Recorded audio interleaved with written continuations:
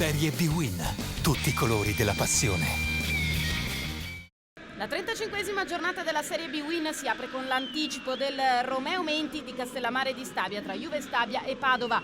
La squadra di Alessandro Dal Canto ha 57 punti in classifica, occupa al momento il quinto posto che permetterebbe ai patavini di arrivare ai playoff. La Juve Stabia di punti ne ha 47. Comincia meglio però la squadra di casa con questo tentativo da parte di Marco Sau. Tocca a Bovo, attenzione a Zito che però spara largo da ottima posizione, non inquadra la porta. Ancora un tentativo da parte di Marco Sau che trova però la risposta provvidenziale da parte di Perin. Ottimi due portieri nella giornata di oggi. Attenzione poi a Cutolo, pallone che arriva a Lazarevic, guardate la deviazione da parte di Andrea Sekulin, portiere giunto dalla primavera della Fiorentina, in prestito alla Juve Stabia. Ancora un traversone di Franco Cutolo, tocca ma soprattutto devia Sekulin e non lascia scampo a Daniello Cutolo.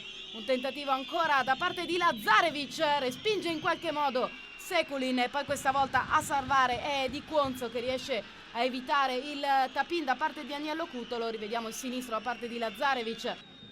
Si chiude sullo 0-0 il primo tempo, ripresa che vede i patavini in avanti con Renzetti, pallone dentro, il tentativo di testa ad allontanare da parte di Mauri Donovan, pallone che si stava però quasi per insaccare nella propria porta. Attenzione a questo destro di prima intenzione da parte di Sau, ben servito da Bakogu, respinge in stile hockeyistico Perin con i piedi. Arriva anche Cutolo direttamente sugli sviluppi di un corner, pallone deviato e un altro calcio d'angolo in favore del Padova che ha avuto sicuramente più occasioni nel secondo tempo. In mezzo a quattro Agnello Cutolo fa partire questa sorta di pallonetto sulla quale Sekulin si distende in angolo. Davvero una giocata fantastica da parte di Agnello Cutolo, guardate in quattro su di lui, arriva un pallonetto magico col sinistro, bravissimo Sekulin.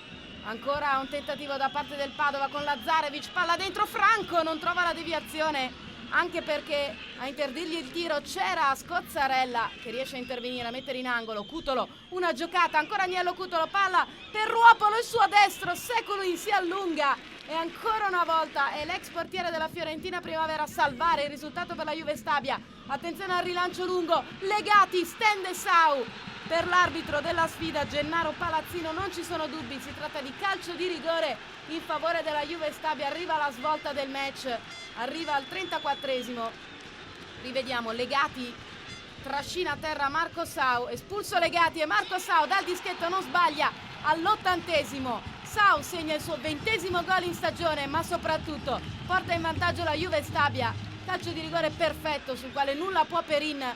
E allora Padova in 10 che subisce gli attacchi da parte della Juve Stabia con Raimondi però che si divora letteralmente il gol del 2-0. E allora prova la beffa nel finale il Padova con Ruopolo che salta di testa, si ritrova lì il pallone, spara però altissimo da ottima posizione. Ancora Daniele Vicius dentro l'area di rigore, para Perin e poi in qualche modo Franco libera. Attenzione però questa palla in profondità, dentro per Marco Sau che aggira Renzetti, ancora Sau e non sbaglia ed è 2-0 per la Juve Stabia ed è il 21esimo gol in stagione per Marco Sau che supera i 20 gol segnati nella scorsa stagione con il Foggia di Zeman.